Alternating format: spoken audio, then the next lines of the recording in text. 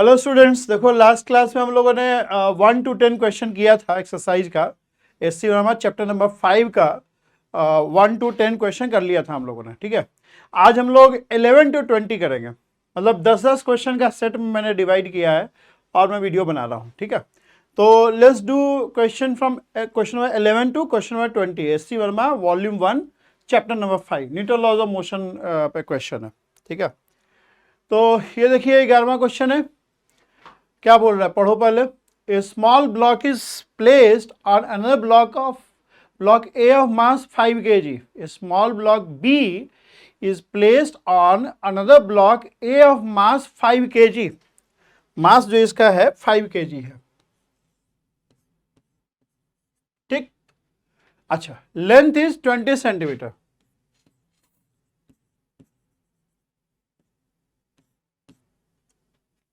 Initially, block B is near the right end of the block A. Constant horizontal force of 10 Newton is applied on the block. All the surfaces are frictionless.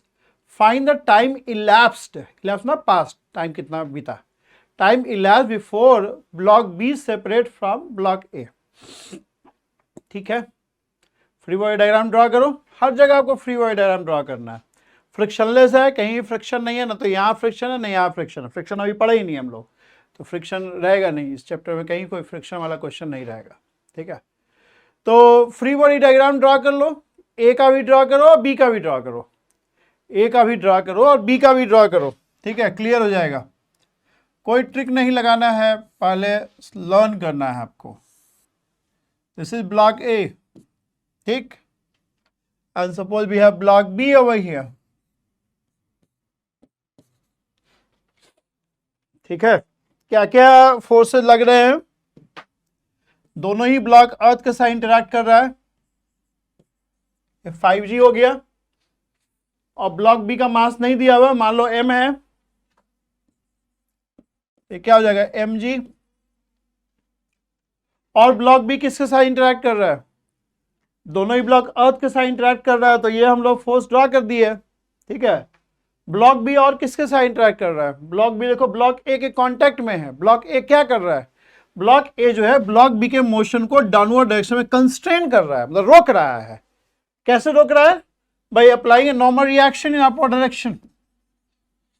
So who applies this normal reaction, ये normal reaction किसने लगाया, block ए ने लगाया। यही normal reaction लगा के वो block ए के मोशन को डाउनवर्ड डायरेक्शन में रोक रहे हैं। हम ऐसे खड़े हैं, ठीक है, अब नीचे सरफेस है, सरफेस क्या कर रहा है, सरफेस जो है मेरे मोशन को डाउनवर्ड डायरेक्शन में कंस्ट्रेन कर रहा है। हमारे ऊपर mg फोर्स लग रहा है। ठीक है, हमारे ऊपर mg फोर्स लग रहा है, तो उस mg फोर्स के एक्शन के अंदर हम लोग g एक्सेलरेशन से नीचे जा सकते हैं, लेकिन नहीं जा रहे हैं। क्यों नहीं जा रहे हैं, क्योंकि जो नीचे का सरफेस जिसमें हम खड़े हैं वो एक नॉर्मल रिएक्शन हमारे ऊपर अपवर्ड डायरेक्शन में लगा रहा है, और वो नॉर्मल रिएक्शन लगा के हमारे मोशन को डाउनवर्ड डायरेक्शन में कंस्ट्रेन कर रहा है। ऐसे ही ब्लॉक ए जो है ब्लॉक बी पे एक नॉर्मल रिएक्शन लगा रहा है, और ये नॉर्मल रिएक्शन लगा के ब्लॉक बी का मोशन जो है डाउनवर्ड डायरेक्शन में कंस्ट्रेन कर रहा है। So who applies this normal reaction on B, block A. अब न्यूटन्स थर्ड लॉ के अकॉर्डिंग अगर ब्लॉक ए ब्लॉक बी पे एन फोर्स लगाता है, तो ब्लॉक बी भी उसको छोड़ेगा नहीं, वो भी एक एन फोर्स लगाएगा, which will be equal and opposite action reaction forces, action reaction forces. ठीक है, जहां भी इस तरह एक ही सिस्टम के अंदर दोनों एजेंट हो एक्शन रिएक्शन वाले, तो ड्रा कर दिया करो इमीडिएटली। ठीक है, तो ब्लॉक बी का इंटरेक्शन तो यही है, अर्थ के साथ इंटरेक्ट कर रहा है through a field force which is mg। ठीक है, नॉन कॉन्टैक्ट फोर्स है वो, एक्शन एट ए डिस्टेंस वाला केस है, फील्ड फोर्स। और एक इंटरेक्शन उसका ब्लॉक ए से है, जो कि उस पर एक नॉर्मल रिएक्शन ऊपर लगा रहा है। क्योंकि ब्लॉक ए इस पर नॉर्मल रिएक्शन ऊपर लगा रहा है, तो ब्लॉक बी भी उसको छोड़ता नहीं है, वो भी एक नॉर्मल रिएक्शन लगा रहा है, इक्वल एंड ऑपोजिट। ठीक है, अगर ये ऊपर है तो ये रिएक्शन नीचे होगा। किसी को भी एक्शन किसी को भी रिएक्शन बोल सकते हो, इसमें किसी को भी एक्शन और किसी को भी रिएक्शन आप बोल सकते हो। ठीक है, ओके, तो ब्लॉक बी का फ्री बॉडी डायग्राम कंप्लीट हो गया। ब्लॉक बी का फ्री बॉडी डायग्राम कंप्लीट हो गया। ब्लॉक ए पे आते हैं। ब्लॉक ए और किससे इंटरेक्ट कर रहा है, एक तो अर्थ के साथ कर रहा है, एक ब्लॉक बी के साथ कर रहा है, तो ब्लॉक बी से जो इंटरेक्शन वो हमने दिखा दिया। और ब्लॉक ए किसके साथ इंटरेक्ट कर रहा है, इस सरफेस के साथ कर रहा है। ये सरफेस क्या करेगा, सरफेस जो है ब्लॉक ए का मोशन को डाउनवर्ड डायरेक्शन में कंस्ट्रेन कर रहा है। कैसे? By applying a normal reaction R. चूंकि एन यूज कर लिए हैं तो आर लगा दिया जाए। ये आर कौन लगा रहा है? ये सरफेस लगा रहा है। तो ब्लॉक ए भी जो है सरफेस पे एक आर फोर्स लगाएगा। इसका हालांकि जरूरत नहीं है, बट समझने के लिए ड्रा कर दिया।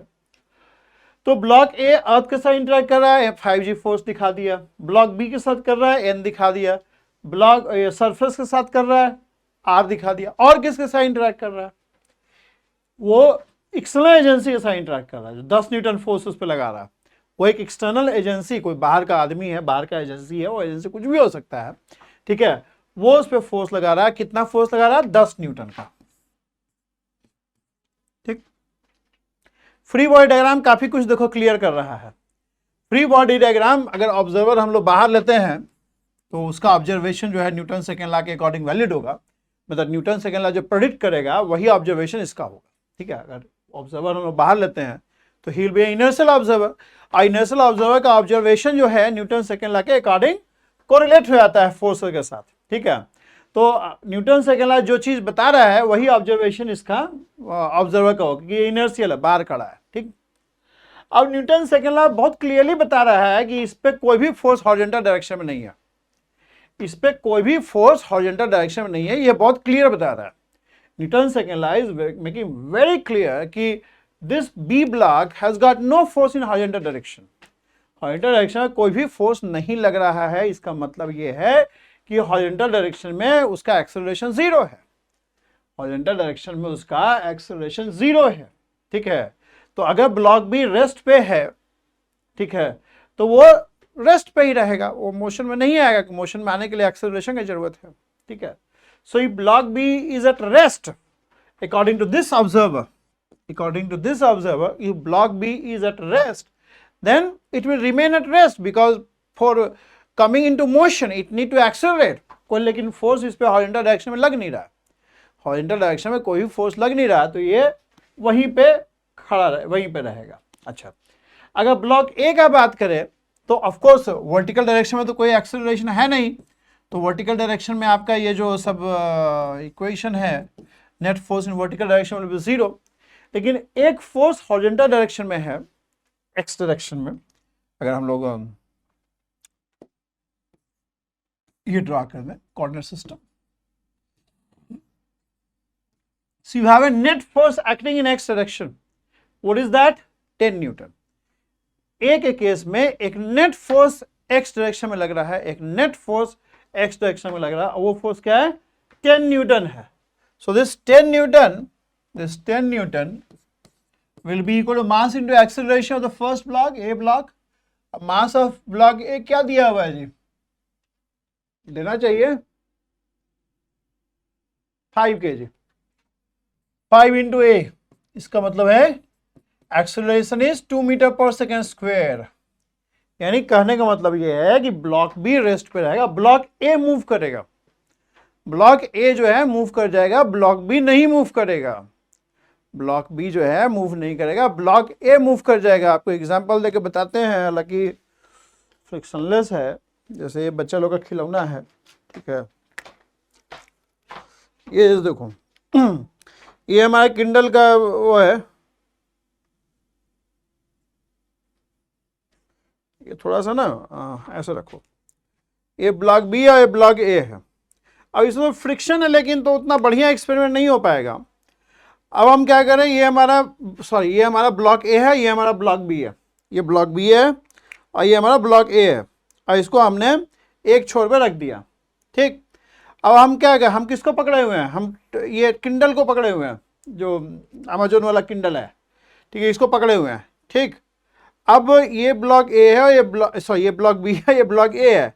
अब हम क्या करें, ब्लॉक ए पे फोर्स लगा रहे हैं। ठीक है, ब्लॉक ए पे फोर्स लगा रहे हैं। ठीक है, हालांकि ये आइडियल केस नहीं है क्योंकि इसमें अच्छा खासा फ्रिक्शन है, पर फिर भी थोड़ा बहुत आइडिया तो लग जाएगा।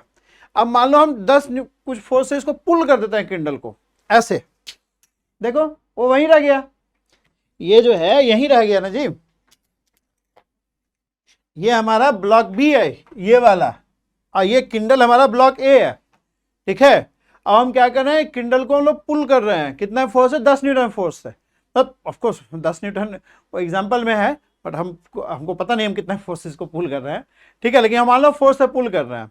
तो चूंकि ब्लॉक बी पे कोई भी फोर्स हॉरिजॉन्टल डायरेक्शन में नहीं लग रहा है, ब्लॉक बी वहीं रह जाएगा और एक हिस्सा के आगे आ जाएगा। देखो दिखा, गिर गया है ना, हॉरिजॉन्टल में ट्रेवल नहीं किया, हॉरिजॉन्टल डायरेक्शन में कोई ट्रेवलिंग नहीं है, लेकिन वर्टिकल डायरेक्शन में ऑफ कोर्स वो नीचे का सरफेस हट गया तो नीचे गिर ही जाएगा mg फोर्स की वजह से। बात समझ में आ रहा है आपको?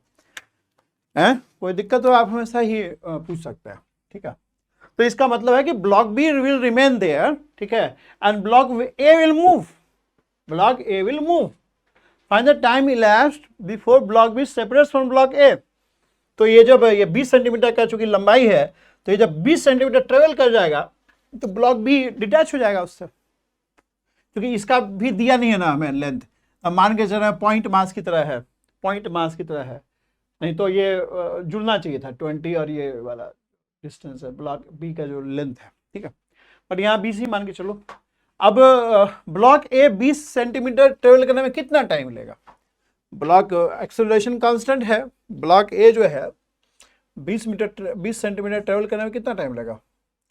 Acceleration is 2 half A T square, initial velocity 0 और 20 सेंटीमीटर मतलब 0.2 मीटर, ठीक, यानी टी इज √ 0.2, इतना सेकंड लगेगा,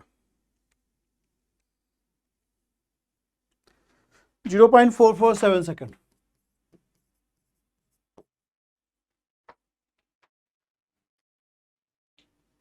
कैमा क्वेश्चन है ये?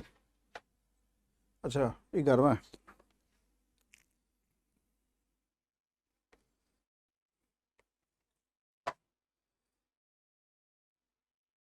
ठीक है, 0.45 सेकंड लिखा है अप्रोक्सीमेशन में, वो 7 है तो राउंड ऑफ हो जाएगा ना 0.45 सेकंड, ठीक है। समझ में आ रहा है जी? क्लियर है? ये क्लियर है आपको? इसको तुम चाहो तो सूडो फोर्स लगा के भी कर सकते हो, पर जरूरत नहीं है ऐसे, बट बता देते हैं। हमारा तो देखो काम है सिखाना, आप बाकी देखना कैसे करना है, ठीक है। क्योंकि सूडो फोर्स भी यहाँ लग सकता है, तो उसको लगा के भी एक बार देख लेते हैं। सूडो फोर्स लगाने के लिए सब ऊपर वाला मिटा देते हैं, क्या अलग से डायग्राम बनाएंगे, इसी में कर देते हैं।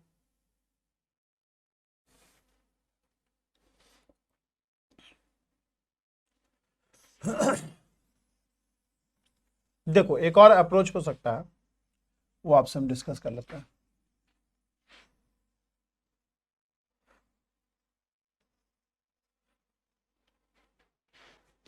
अभी क्या था ना, ऑब्जर्वर हमने बाहर लिया था, वो इनर्शियल ऑब्जर्वर था।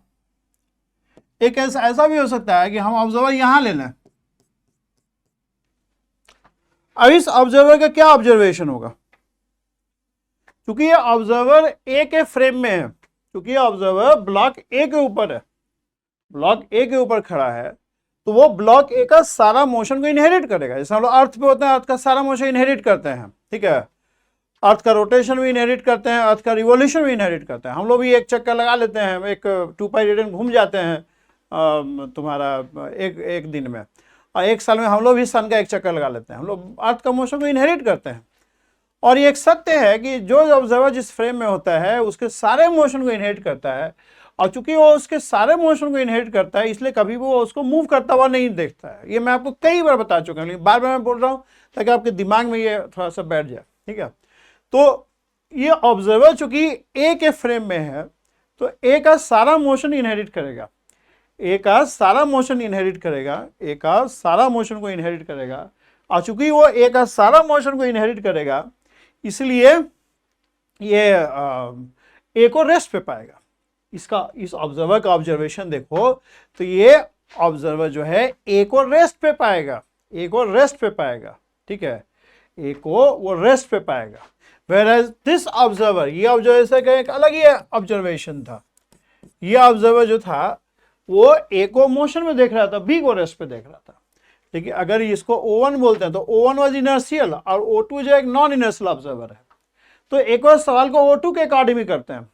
O2 एक नॉन इनर्शियल ऑब्जर्वर इसलिए नॉन इनर्शियल ऑब्जर्वर है कि पूरा सिस्टम जो ए है वो ए कुछ एक्सेलरेशन से एक्सेलरेट करेगा, ठीक है, मतलब A is accelerated frame, A is accelerated frame, हालांकि वो एक्सीलरेशन O1 देख पाएगा, O2 नहीं देख पाएगा। तो अगर हम लोग O2 के ऑब्जर्वेशन को कोरिलेट करते हैं फोर्स के साथ, तो उस केस में क्या करना पड़ेगा? उस केस में आपको, चूंकि O2 नॉन यूनिवर्सल ऑब्जर्वर है, चूंकि O2 नॉन यूनिवर्सल ऑब्जर्वर है, इसलिए आपको ए और बी दोनों के फ्री बॉडी डायग्राम में एक छोटा सा मॉडिफिकेशन करना पड़ेगा। अगर आप O2 के अकॉर्डिंग क्वेश्चन को करना चाहते हैं, तो O2 चूंकि नॉन यूनिवर्सल ऑब्जर्वर है, तो आपको एक जो फ्री बॉडी डायग्राम ड्रा करेंगे ए और बी का, अगर दोनों का ही इक्वेशन लिखना चाहते हैं O2 के अकॉर्डिंग, तो O2 का ऑब्जर्वेशन क्या? O2 का ऑब्जर्वेशन कि ए तो इक्विलिब्रियम में है, ठीक है। तो अगर आप दोनों का ही इक्वेशन O2 के अकॉर्डिंग लिखना चाहते हैं, तो आपको इनके फ्री बॉडी डायग्राम में you have to do a small modification, and that modification will be in terms of pseudo force. आप फिर से फ्री बॉडी डायग्राम ड्रा कर सकते हैं। ये आपका बी हो गया और ये ए हो गया। बाकी जो फोर्सेस लग रहे हैं वो लगते ही रहेंगे, बाकी जो फोर्सेस लग रहे हैं वो लगते रहेंगे, जैसे हमने ड्रा किया था। क्या कितना था जी? ये तुम्हारा 5 kg का था ना, 5 kg का, 5G, ये इसका मास नहीं पता है, mg मान लो, ठीक। और क्या क्या और फोर्सेस था? ये R था, ये नॉर्मल रिएक्शन था, ये नॉर्मल रिएक्शन ए लगा रहा था, तो ये भी एक रिएक्शन फोर्स लगाएगा। तो बी का तो फ्री बॉडी अब ये हो गया रियल फोर्सेस का, और एक एक्सटर्नल एजेंसी है जो उस पर 10 न्यूटन फोर्स लगा रहा है। अब मान लो ए का एक्सेलरेशन स्मॉल ए है। अब देखो, आप अगर O2 का ऑब्जर्वेशन को कोरिलेट करना चाहेंगे, तो आपको O2 के ऑब्जर्वेशन को कोरिलेट करने के लिए आप इनको फ्री बॉडी डायग्राम में सूडो फोर्स लगाना पड़ेगा। सूडो फोर्स क्या होता है? सूडो फोर्स का मैग्नीट्यूड जो होता है, that is equal to mass of the body you are observing into acceleration of the frame of non universal observer. क्योंकि O2 जो है ए के फ्रेम में है और ए आगे की तरफ एक्सेलरेट कर रहा है, तो ए पे अगर आप ए पे सूडो फोर्स लगाएंगे, तो ए पे सूडो फोर्स क्या होगा? ए पे सूडो फोर्स, पहले सूडो फोर्स का डायरेक्शन जो होगा, it will be opposite to the acceleration of frame of non universal observer. Frame of non universal observer का एक्सेलरेशन क्या है? स्मॉल ए है, क्योंकि ए ही ब्लॉक है जिसके ऊपर खड़ा है, तो फ्रेम ऑफ O2 का जो एक्सेलरेशन है वो स्मॉल ए है। तो अगर ए पे सूडो फोर्स लगाएंगे, that will be equal to mass of A into acceleration of the frame of non universal observer. और डायरेक्शन क्या होगा? जो O2 का फ्रेम जिधर एक्सेलरेट कर रहा है उसके ऑपोजिट डायरेक्शन में, ठीक। ऐसे बी पे लगा लो, बी का मास मान लो m है, तो उस पर एक सूडो फोर्स लगा लो, that pseudo force will be equal to m है, ठीक। That pseudo force will be equal to m है। अब O2 का क्या ऑब्जर्वेशन होगा? O2 जो है ए को इक्विलिब्रियम में पा रहा है, ए को इक्विलिब्रियम में पा रहा है, ठीक है। तो आप इसका इक्वेशन लिख सकते हो, कोऑर्डिनेट सिस्टम ले लीजिए। Net force in Y direction is 0 and net force in X direction 0। Net force in Y direction 0 का मतलब क्या होगा? R minus 5G minus n equal to 0। ये इक्वेशन उतने काम का नहीं है। And net force in X direction is also 0। 10 is the net force in positive X direction and 5A is the net force in negative x direction equal to 0। तभी equilibrium में होगा ना, क्योंकि O2 जो है ए पे खड़ा है, तो ए का मोशन को इनहेरिट कर रहा है, इसलिए वो ए को एक्सेलरेट होता हुआ नहीं देख रहा, वो इक्विलिब्रियम में पा रहा है, तो उसका इक्वेशन ऐसे लिखा जाएगा। अब देखो यहाँ पे जो 5A है ना, सूडो फोर्स है, और पीछे जो 5A था वो मास इंटू एक्सेलरेशन था। यहाँ 5A जो है सूडो फोर्स है, और जो पीछे इक्वेशन लिखा था वो बेसिकली मास इंटू एक्सेलरेशन था। ध्यान दो, ये सूडो फोर्स का मैग्नीट्यूड है, 5A इकट्ठा है, मास इंटू एक्सेलरेशन नहीं है। ऐसे ही O2 जो है, चूंकि ए पे खड़ा है, तो बी को अपनी तरफ आता हुआ देखेगा, बी को अपनी तरफ आता हुआ देखेगा। ऐसा आप पाए होंगे, जैसे आप गाड़ी के फ्रंट सीट पे बैठ जाते हैं, ठीक है, गाड़ी के फ्रंट सीट पे बैठ जाते हैं, तो आप क्या देखते हो? गाड़ी के फ्रंट सीट पे बैठ जाते हो तो आपको सामने का सारा चीज अपनी तरफ आता हुआ दिखता है। जो गाड़ी का एक्सेलरेशन है वही एक्सेलरेशन बाकी चीजों में आप ऑब्जर्व करते हैं, ठीक है। आप जब गाड़ी के फ्रंट सीट पे बैठे, ड्राइवर के साथ बैठे जाते हो, तो आपको क्या दिखता है? आपको गाड़ी रेस्ट पे दिखता है, आज सामने का बिल्डिंग, पहाड़, बिल्डिंग, रोड वगैरह, जो भी ऑब्जेक्ट रोड पे है वो सब आपकी तरफ आता हुआ दिखता है ना। ऐसे ही इसको भी दिखेगा। ए के चूंकि फ्रेम में है, तो ए को रेस्ट पे पाएगा, और बी जो है उसको अपनी तरफ आता हुआ दिखेगा, ठीक है। बी जो है अपनी तरफ आता हुआ दिखेगा। मान लो बी का एक्सेलरेशन जो ऑब्जर्व कर रहा है O2, वो सपोज करो कि A डैश है, सपोज करो, ठीक है। तो बी का इक्वेशन लिख लो भाई। बी का वर्टिकल डायरेक्शन में इक्विलिब्रियम में है, तो n माइनस mg इज 0,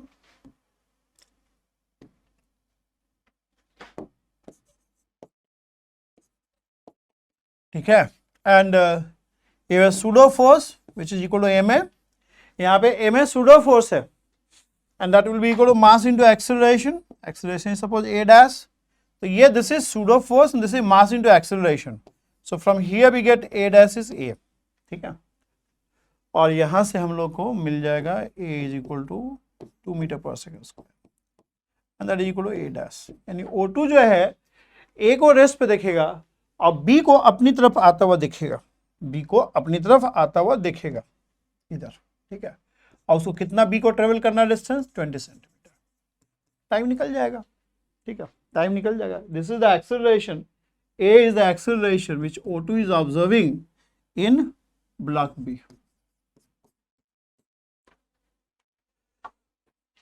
समझने की कोशिश कीजिए, आगे और भी सूडो फोर्स का केसेस आएगा,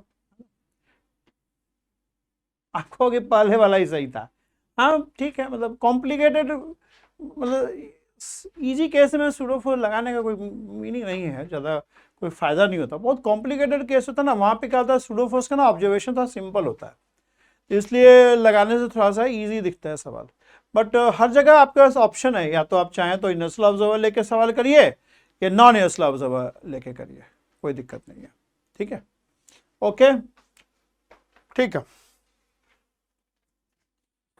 ये देखो question, a man has fallen into A ditch, ditch मतलब गड्ढा, गड्ढे में गिर गया है, of width D, two of his friends are slowly pulling him out using a light rope, slowly pulling मतलब just pulling हो गया, मतलब कोई एक्सेलरेशन नहीं है, धीरे धीरे धीरे धीरे यूनिफॉर्म वेलोसिटी से, ऑलमोस्ट जीरो वेलोसिटी से कहो, है ना, मतलब वेरी स्मॉल वेलोसिटी, और उसमें कोई वेलोसिटी में चेंज नहीं हो रहा है, मतलब इधर से पुल कर रहा है और इधर से पुल कर रहा है, तो स्लोली पुलिंग मतलब जस्ट पुलिंग, जस्ट पुलिंग का मतलब है you are pulling without acceleration, ठीक है, ये लैंग्वेज बताता है स्लोली पुलिंग, ठीक है, यूजिंग ए लाइट रोप, रोप जो है वो मतलब मासलेस है, मासलेस तो कुछ होता नहीं है, चलो नेग्लिजिबल मास है, and to fix pulley show that the force assume equal on both friends exerted by each friend on the rope increases as man moves up।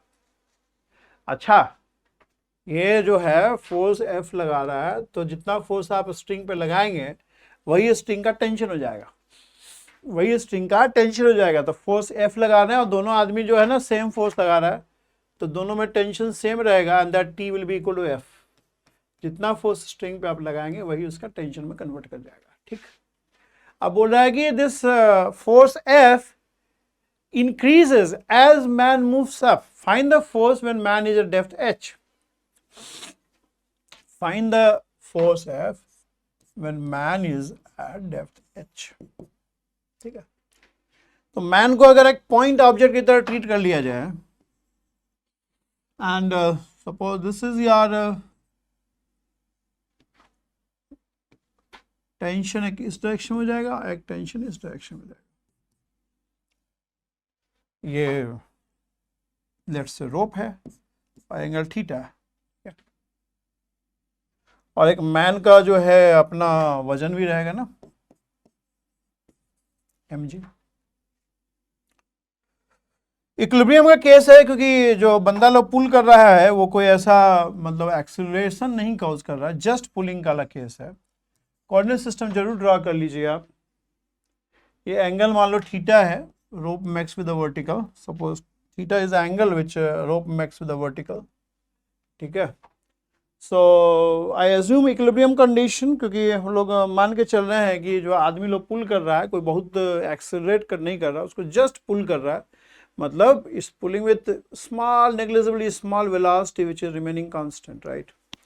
तो हम लोग मान के जस्ट पुलिंग बोलते हैं, जस्ट पुल करना मतलब बस बिल्कुल ही एक्सेलरेशन, जीरो एक्सेलरेशन है और वेलोसिटी भी बहुत स्मॉल है, they are just pulling it, ठीक है। तो चूंकि एक्सेलरेशन जीरो है, then this man will be in equilibrium, man will be in equilibrium, so net force acting on the man in X direction and net force acting on the man in y direction will also be zero। ये theta है तो ये भी theta है, तो x direction में तो दिख ही रहा है कि t sin theta is equal to t sin theta, y direction में भी नेट फोर्स जीरो होगा, that means 2t cos theta equal to mg.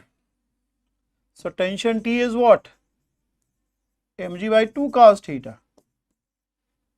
अब यहां से बहुत क्लियर है कि जैसे जैसे आदमी ऊपर जाएगा, जैसे जैसे ये आदमी ऊपर जाएगा, वैसे वैसे जैसे जैसे मान लो आदमी यहाँ है, अब कुछ देर बाद यहाँ आ जाएगा तो ये स्ट्रिंग हो जाएगा, तो क्या होगा आपका ये जो थीटा है, ये थीटा ये इंक्रीज करेगा ना। जैसे जैसे आदमी ऊपर जाएगा, मान लो आदमी यहाँ पहुँच जाएगा, तो ये थीटा क्या, ये this theta is equal to theta dash, मान लो this theta dash equal to this theta plus this, and theta dash goes means as man moves up theta increases, and as theta increases cos theta falls. भाई cos 30 जो है cos 60 से बड़ा होता है, तो थीटा बढ़ाएंगे तो cos थीटा जो है फॉल करेगा, cos थीटा फॉल करेगा तो जो टेंशन है ऊपर जाएगा, and this tension is what, the force which man applies on the rope.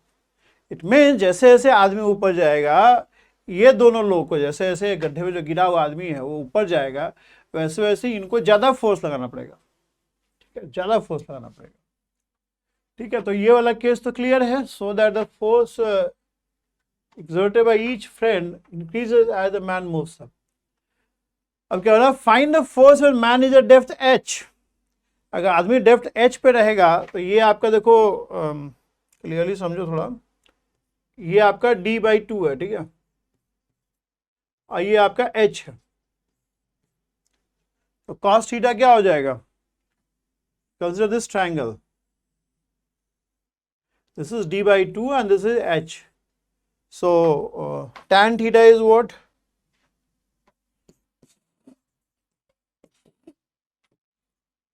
tan theta is d by 2 upon h, or you can say d by 2h. तो cos theta क्या हो जाएगा, ये परपेंडिकुलर बाय बेस हो गया ना जी, तो cos theta होता है बेस अपॉन हाइपोटेन्यूस, मतलब d square plus 4h square. यानी अगर हाइट अंदर डेप्थ h पे है, h डेप्थ पे है, तो जो फोर्स लगाना पड़ेगा आदमी लोग को वो लगाना पड़ेगा mg बाई 2 cos थीटा. तो 2 cos थीटा का वैल्यू पुट कर दोगे तो आ जाएगा mg by h under root.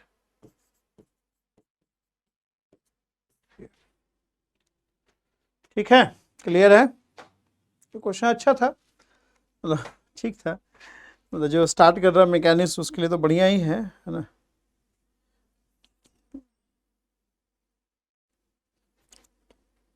On नहीं हो रहा,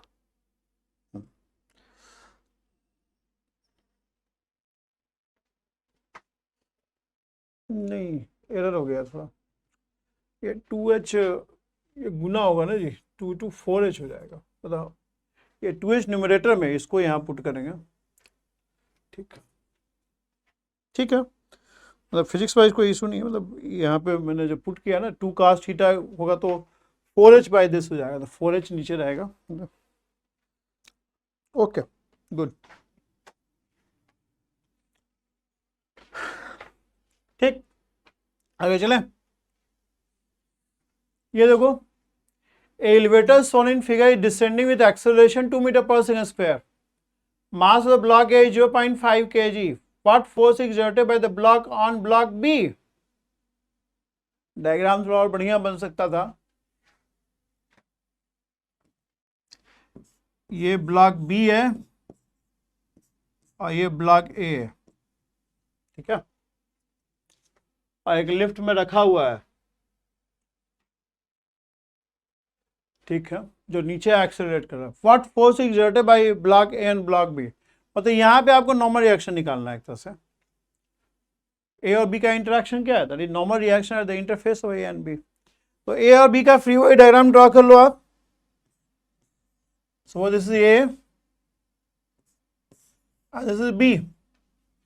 ठीक है, सो ए और बी किसके साथ इंटरेक्ट कर रहा है, थोड़ा और ऊपर बनाना पड़ेगा इसको. You have the block A and here we have block B.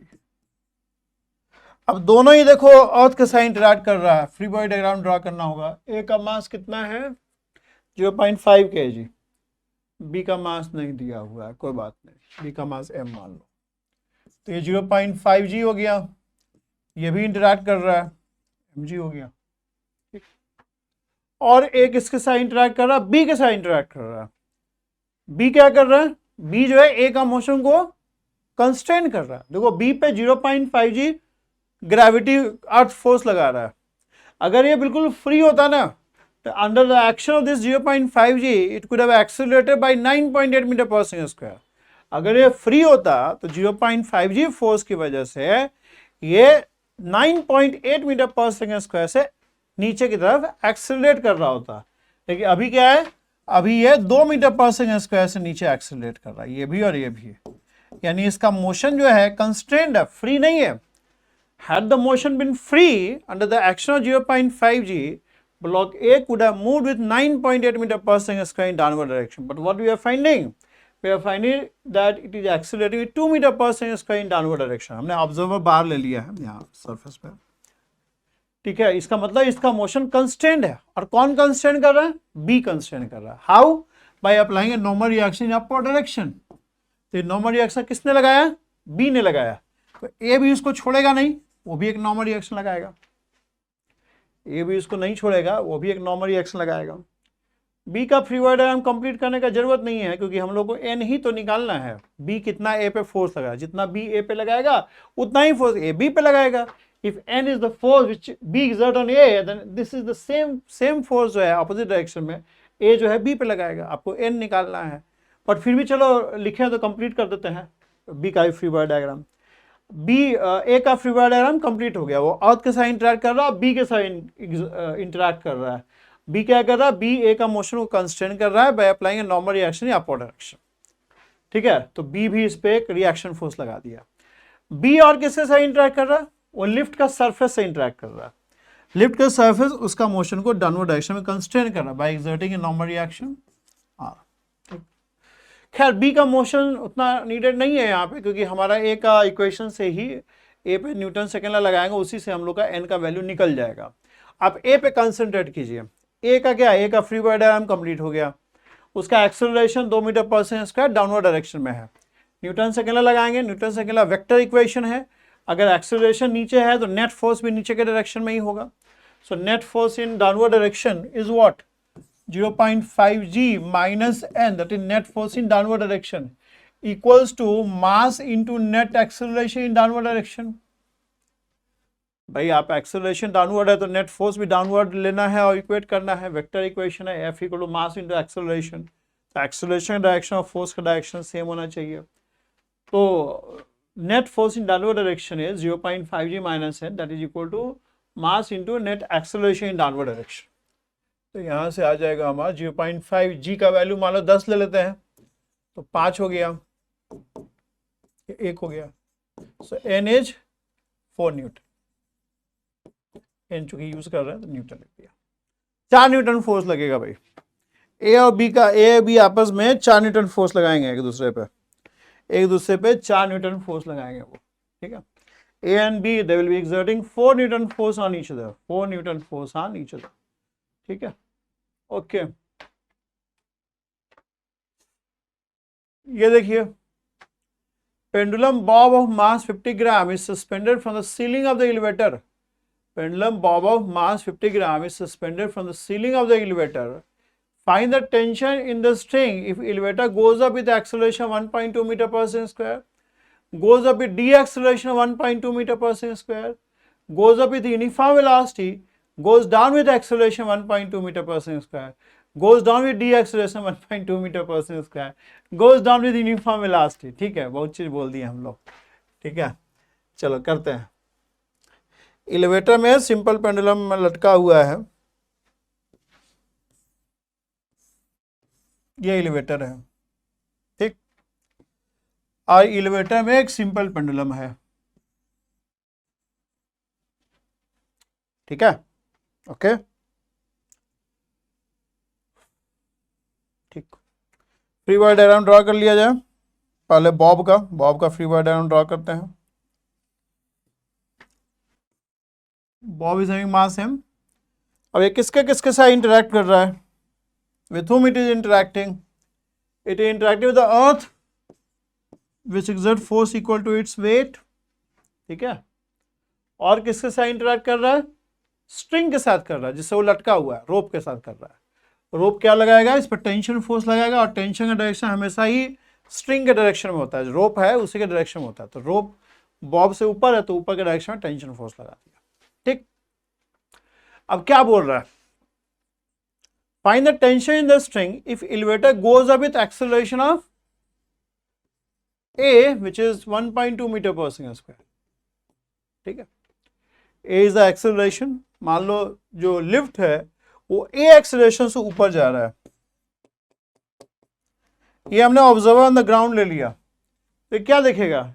ये बॉब को भी ए एक्सेलरेशन से ऊपर जाता हुआ देखेगा, क्योंकि पूरा का पूरा लिफ्ट ए एक्सेलरेशन से जा रहा है। तो बॉब और पेंडुलम जो है वो लिफ्ट का एक्सेलरेशन को इनहेरिट करेगा, क्योंकि वो लिफ्ट में टंगा हुआ है।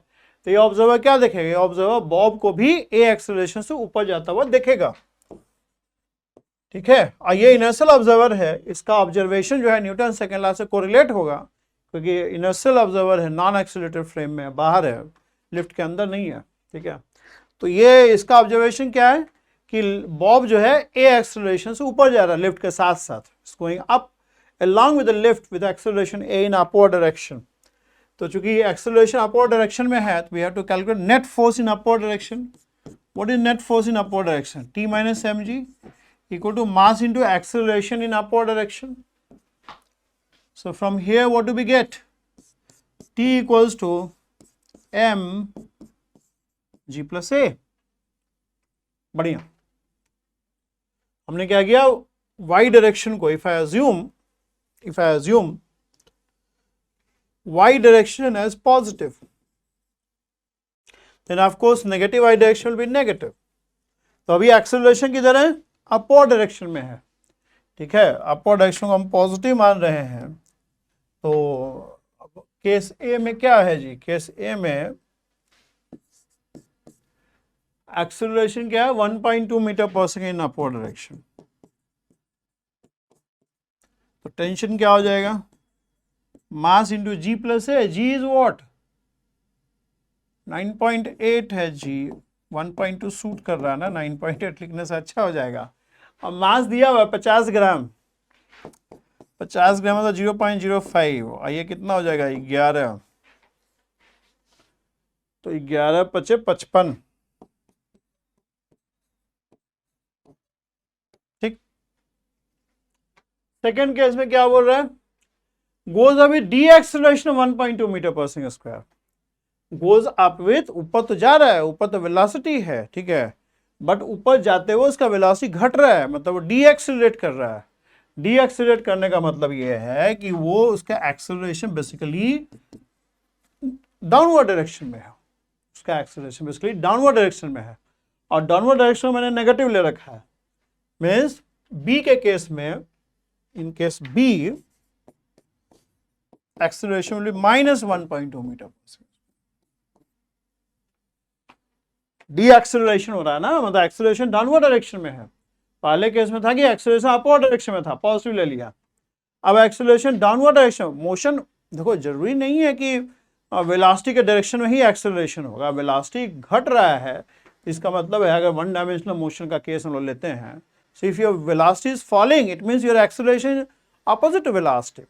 अगर वेलोसिटी बढ़ रहा है it means your acceleration is in direction of velocity in case of one dimension, right. तो यहाँ पे चूंकि it is going up with D acceleration 1.2 metre per second square, तो यही फिर से सवाल नहीं करेंगे, इसी में ए को नेगेटिव पुट कर देंगे, -1.2। तो क्या हो जाएगा? 9.8 माइनस 1.2, ये हो जाएगा। ठीक है, case C, goes up with uniform velocity. Uniform velocity में एक्सेलरेशन जो है 0 हो जाएगा। It means your T will be equal to mg, mass is 0.05 into 9.8। गुना कर लेना, कर देते हैं चलो।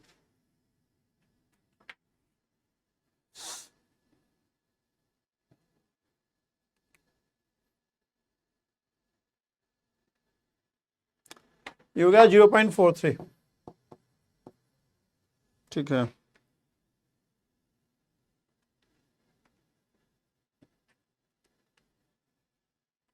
ये हो गया 0.49। सी पार्ट क्या हो रहा है, goes down, it's going down with deceleration of 1.2 metre per second square. क्योंकि डीएक्सेलरेशन हो रहा है, इसका मतलब वेलोसिटी के ऑपोजिट डायरेक्शन में एक्सेलरेशन है, वेलोसिटी डाउनवर्ड डायरेक्शन में है, यानी acceleration is in upward direction. Upward direction में एक्सेलरेशन को हमने पॉजिटिव लिया है, तो यही आंसर सी का भी हो जाएगा, ठीक। Goes down with uniform velocity, uniform velocity में एक्सेलरेशन 0 हो जाएगा, तो यही आंसर आपका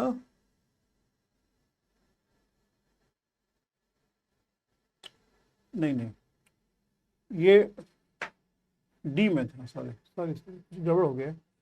क्या था, गोज अप हो गया, गोज विद दी एक्सेलरेशन हो गया। सी में क्या, goes with uniform velocity, uniform velocity में ये आ जाएगा। अब डी हो रहा goes down with acceleration 1.2 metre per second square. अच्छा ठीक है, ऐसा देखे नहीं हम। अच्छा 3 क्वेश्चन, 3 तो हो गया ना। अब डी देखो, डी क्या बोल रहा है, goes down with acceleration of 1.2 metre per second square, going down with acceleration of 1.2 metre per second square. तो एक्सेलरेशन इधर डाउनवर्ड डायरेक्शन में है, ठीक है। तो एक्सेलरेशन जो कि डाउनवर्ड डायरेक्शन में है, तो ये नेगेटिव लेंगे ए को हम लोग, तो यही आंसर आपका डी का भी हो जाएगा, ठीक। अब बोल रहा है ई क्या बोल रहा है, goes down with D acceleration 1.2 metre per second square, goes down with D acceleration, velocity downward है और डी एक्सेलरेट कर रहा है, मतलब एक्सेलरेशन अपवर्ड है, तो एक्सेलरेशन अपवर्ड को पॉजिटिव लेंगे, तो यही आंसर आपका ई का भी हो जाएगा, ठीक। एफ क्या बोला, goes down with uniform velocity, मतलब एक्सेलरेशन 0 है, एक्सेलरेशन 0 लेंगे, यही आंसर एफ का हो जाएगा।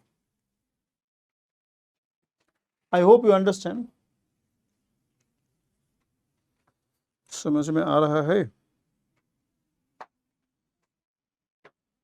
क्या लिखा है।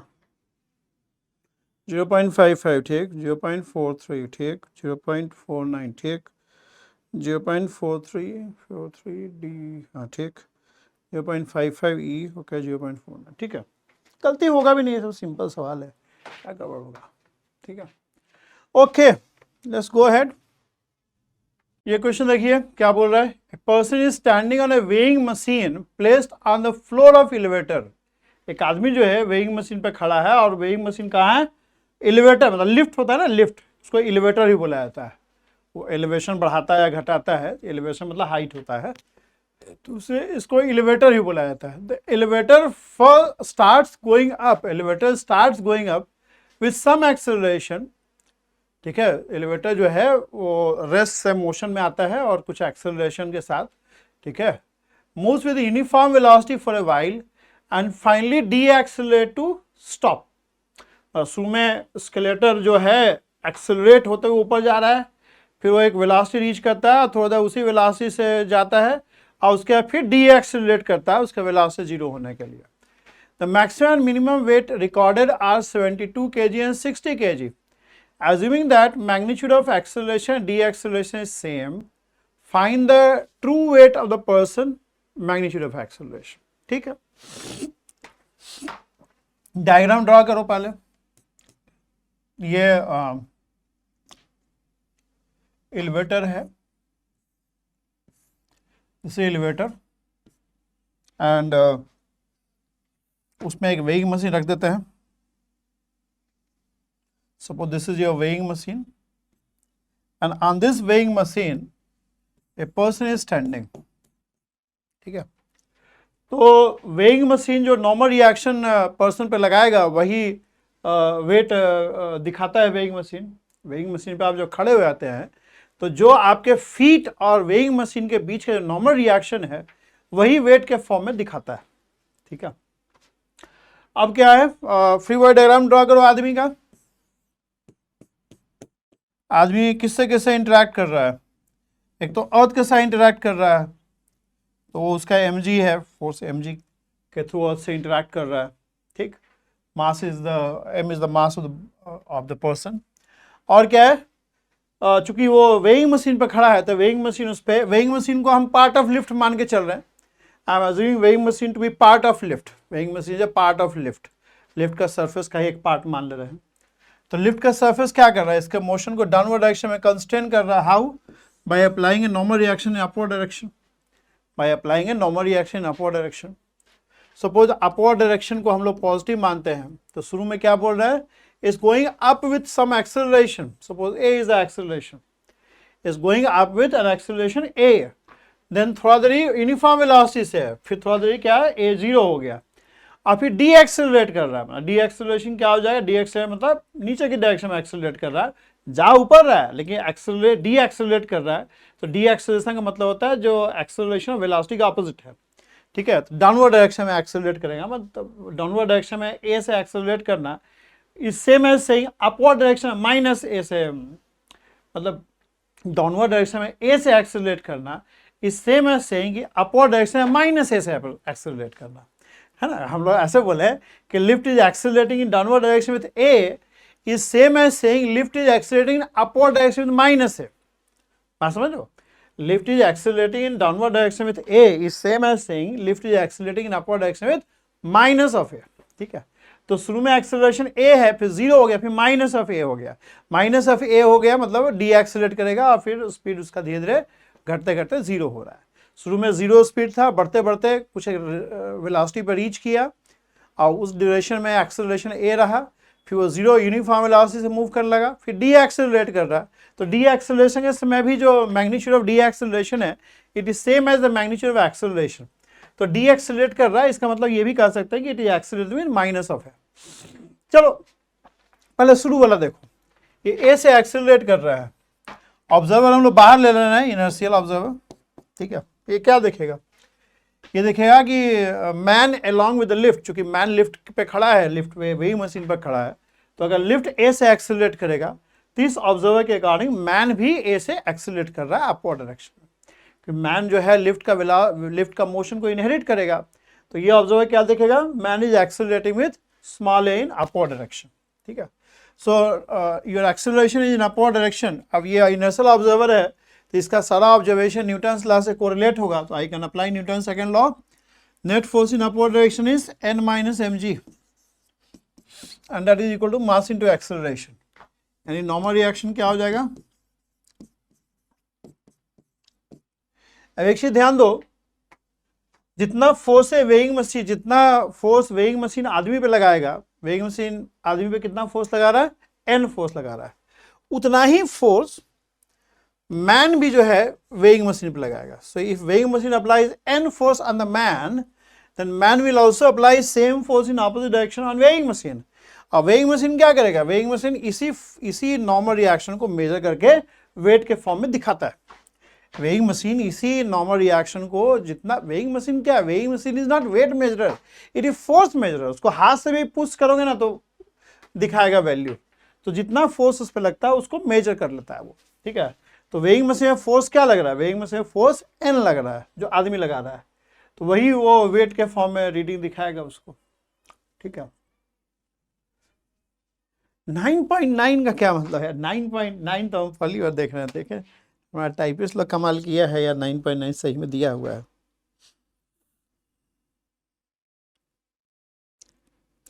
जी का वैल्यू बोल रहे हैं, नहीं दिया भी हुआ है यार, 9.9 दिया भी हुआ है, हाँ 9.9, ओके चलो कोई नहीं, 9.9 ही लेंगे हम लोग। अच्छा अब देखो क्या बोल रहे हैं, जब ऊपर जा रहा है लिफ्ट एक्सेलरेशन ए से, तो नॉर्मल रिएक्शन जो है mg से बड़ा है, ठीक है। यानी हाईएस्ट वेट, मैक्सिमम वेट तभी आएगा जब, मैक्सिमम वेट तभी दिखाएगा जब लिफ्ट एक्सेलरेट करेगा। और लिफ्ट जब डी एक्सेलरेट करेगा ना, तो इसको n1 लिख दो, जब लिफ्ट डी एक्सेलरेट करेगा तो ये जो एक्सेलरेशन वो माइनस से हो जाएगा, फिर से करने की जरूरत नहीं है, माइनस से हो जाएगा, ठीक है। तो ये आपको जो है,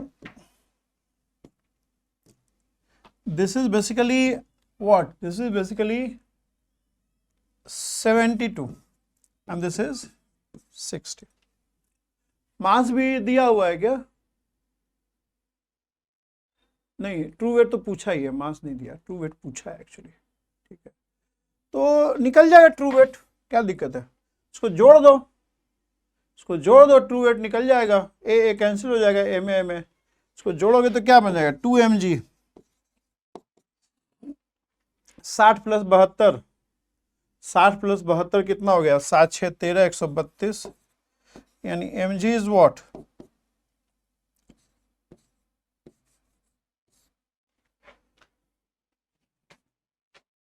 ओह kg है यार, kg, जी भी गुना करो भाई, जी भी गुना करो।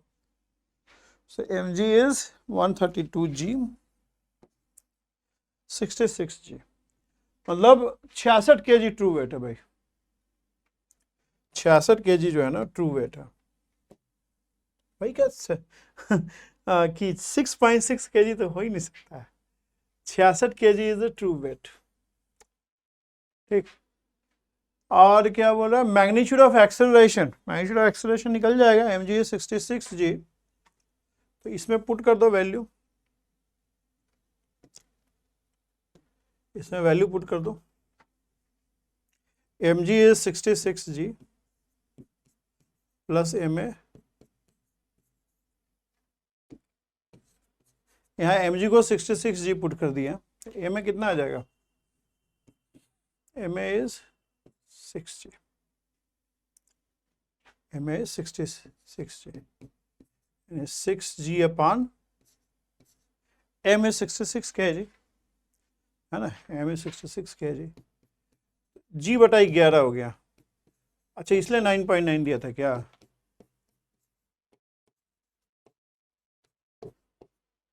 जीरो 0.9 मीटर पर सेकेंड स्क्वायर, 0.9 मीटर पर सेकेंड स्क्वायर।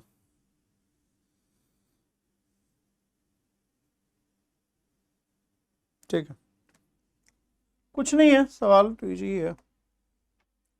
ये देखो क्या है, find the reading of the spring balance shown in figure. The elevator is going up with g/10 and the pulley and string is light. भाई जितना tension होगा वही रीड करेगा, ये जितना इसमें टेंशन होगा ना वही रीड करेगा। मान लो टेंशन T' है और स्ट्रिंग में टेंशन T है, सपोज करो स्ट्रिंग में टेंशन जो है T है, ठीक है। अब मान लो कि ये पुली के रेस्पेक्ट में बोल रहा है, ये ए एक्सेलरेशन से नीचे आ रहा है और ये ए एक्सेलरेशन से ऊपर जा रहा है। पुली के रेस्पेक्ट में ये मान लो पुली के फ्रेम में या लिफ्ट के फ्रेम में मान लो ये ए से नीचे आ रहा है और ये ए से ऊपर जा रहा है। तो अगर हम लोग बाहर कोई ऑब्जर्वर लेते हैं तो वो क्या देखेगा? वो इसको a + g/10 से ऊपर जाता हुआ देखेगा और इसको a - g/10 से नीचे आता हुआ देखेगा, क्योंकि जो ये ऑब्जर्वर है वो ये भी ऑब्जर्व करेगा और ये भी ऑब्जर्व करेगा। यानी इसका जो एक्सेलरेशन होगा इस ऑब्जर्वर के अकॉर्डिंग इस एक्सेलरेशन का सुपरपोजिशन होगा। तो अगर ये a और g/10 सेम डायरेक्शन में है तो जुड़ जाएगा। तो ये ऑब्जर्वर इसको a + g/10 से ऊपर जाता हुआ देखेगा और इसको a - g/10 से नीचे आता हुआ देखेगा। ठीक है, फ्री बॉडी डायग्राम ड्रॉ कर लो यार दोनों बॉडी का। एक बॉडी 1.5 kg का है और एक बॉडी 3 kg का है। दोनों ही अर्थ के साथ इंटरैक्ट कर रहा है और दोनों ही स्ट्रिंग के साथ इंटरैक्ट कर रहा है। दोनों ही अर्थ के साथ इंटरैक्ट कर रहा है और दोनों ही स्ट्रिंग के साथ इंटरैक्ट कर रहा है। Suppose tension in the string T है। ठीक, अब ये हमने इनर्शियल ऑब्जर्वर ले लिया है तो ये क्या ऑब्जर्व करेगा? पहली बात, ये दोनों बॉडी इसको इनहेरिट करेगा। ठीक है, both the body is going to inherit the acceleration of the lift और उसके साथ साथ इनका अपना एक्सेलरेशन भी है पुली के रेस्पेक्ट, लिफ्ट के रेस्पेक्ट में। ये है लिफ्ट के रेस्पेक्ट में ए से ऊपर जा रहा है। ठीक है, तो ये इनका अपना एक्सेलरेशन लिफ्ट के अंदर है और लिफ्ट का एक्सेलरेशन एड अप हो जाएगा। यानी एक तरह से ये जो जाएगा ये ऊपर जाएगा a + g/10 से। ठीक है, और लिफ्ट के अंदर ये ए से नीचे आ रहा है लेकिन लिफ्ट ऊपर जा रहा है तो लिफ्ट का एक्सेलरेशन तो इनहेरिट करेगा ही। तो अब दोनों चूंकि ऑपोजिट डायरेक्शन में है तो हम कहेंगे ये a - g/10 से नीचे आ रहा है। ठीक है, अब ये इनर्शियल ऑब्जर्वर है, काबिल बंदा है, तो इसका जो भी ऑब्जर्वेशन होगा उस पर न्यूटन सेकंड लॉ लिखा जा सकता है। तो यहाँ पे एक्सेलरेशन अपवर्ड डायरेक्शन में है, so net force in upward direction is t minus 1.5g and that is equal to mass वास दिया है जी, नहीं दिया है, हाँ दिया तो है 1.5 इंटू a प्लस g/10। ठीक, अब यहाँ पे एक्सेलरेशन डाउनवर्ड डायरेक्शन में है, so what is net force in downward direction, 3g minus t equals to 3a minus g/10 in downward direction. a minus g/10 is the acceleration in downward direction. समझ में आ रहा है ना, a plus g/10 a minus g/10, ये lift का acceleration है जो कि पूरा सिस्टम इनहेरिट करेगा, और एक एक्सेलरेशन इनका विथ रिस्पेक्ट टू लिफ्ट है। तो नेट एक्सेलरेशन ये क्या करेगा, ये तो दोनों को ही देख रहा है ना, लिफ्ट को ऊपर जाता हुआ भी देख रहा है, लिफ्ट के साथ साथ ये पूरा सिस्टम को भी ऊपर जाता हुआ देख रहा है, और लिफ्ट के अंदर ये आप लिफ्ट के रिस्पेक्ट में भी एक्सेलरेट कर रहे हैं। तो ये जो नेट एक्सेलरेशन देखेगा, इसके अंदर एक्सेलरेशन देखेगा a प्लस g/10, तो कुछ दोनों एक ही डायरेक्शन में है, और इसके अंदर एक्सेलरेशन क्या देगा, a माइनस g/10। ठीक, अब इसको जोड़ दो, ऐड कर दोगे तो क्या निकलेगा इसका बताओ, 1.5g इक्वल्स टू 4.5a और 1.5 इंटू g/10 माइनस यानी 1.5 इंटू g/10 है ना, सॉरी हाँ ठीक है, 1.5 इंटू g/10 मतलब 0.15 g हो गया ना एक तरह से, यानी 0.15 इसमें जोड़ोगे तो ये हो जाएगा 1.65 g इक्वल्स टू 4.5a, यानी the acceleration is going to be how much, acceleration is 1.65 upon 4.5, 1.65 upon 4.5, 15 से कटेगा, ये उड़ जाएगा तो ऐसा हो जाएगा, 15 × 45, 15 का 15, 15 का 15, यानी 1.1/3 ये एक्सेलरेशन हो जाएगा। यहाँ से टेंशन निकल जाएगा, टेंशन निकाल लीजिए, टेंशन निकालना जरूरी है, कोई टी डैश भी निकालना है ना हम लोग को, तो टी डैश टेंशन निकालो, यहाँ पे इसमें पुट कर दो, टी इक्वल्स टू क्या हो जाएगा 1.5g प्लस 1.5 इंटू ए प्लस g/10, ए तुम्हारा क्या है 1.1/3 है, और g/10, जी का वैल्यू ले लो यार, कुछ भी, जी का वैल्यू क्या लिए हो पहले, अच्छा जी भी था ना जी, यहाँ पे जी भी था, जी भी था जी, मतलब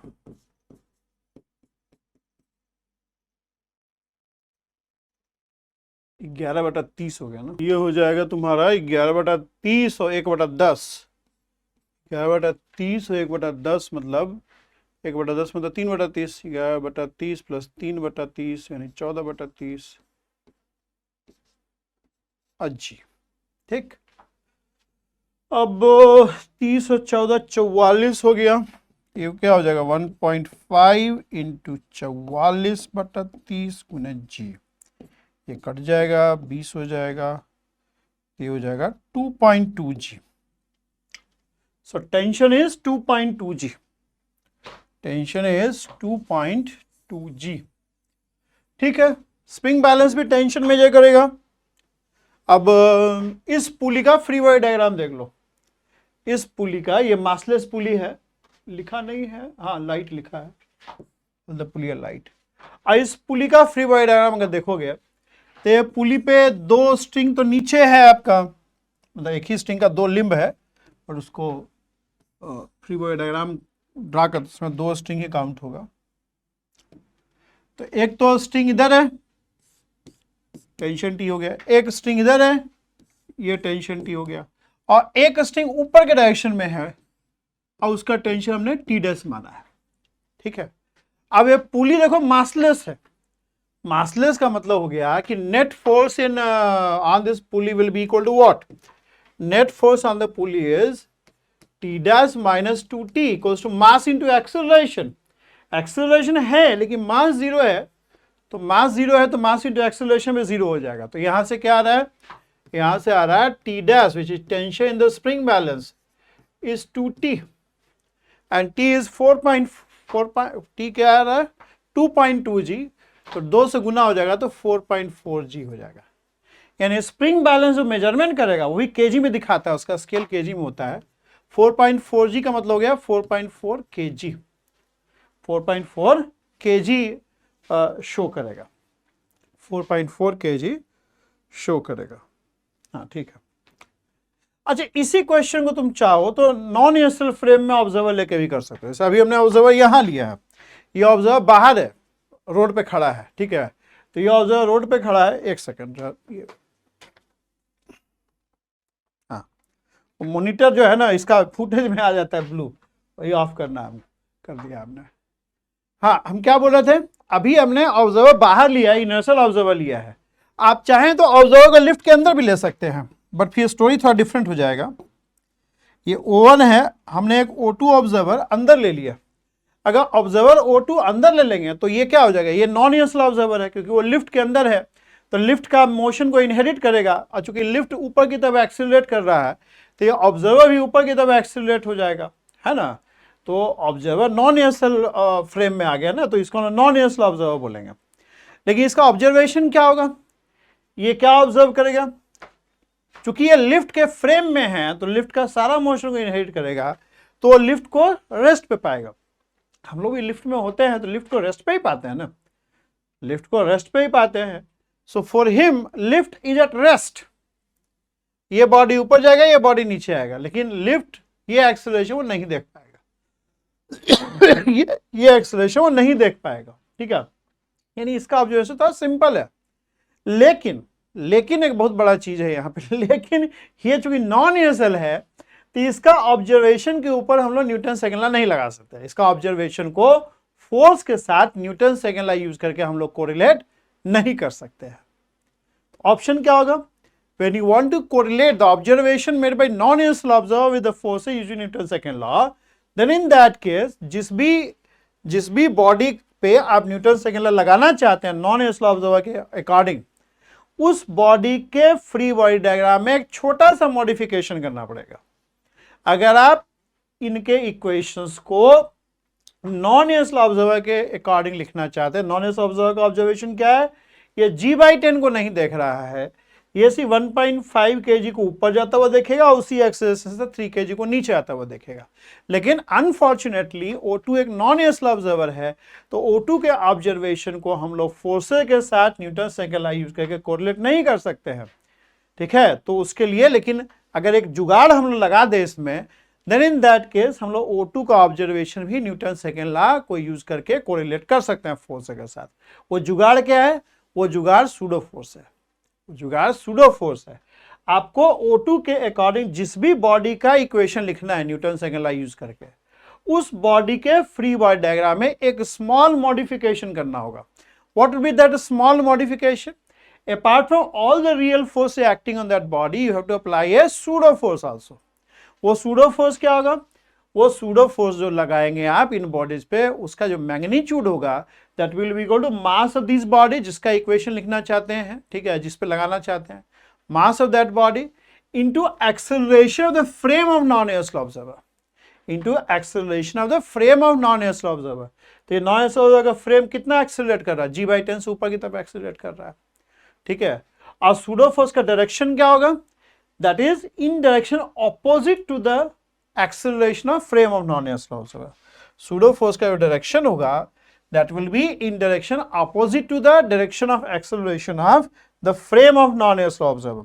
तो यहां frame of non universal observer क्या है, लिफ्ट इज गोइंग अप, तो सूडो फोर्स जो आप लगाएंगे इस पे वो डाउनवर्ड डायरेक्शन में लगाएंगे, ठीक है। और सूडो होगा कितना, mass of the body into acceleration of the frame of non-universal observer।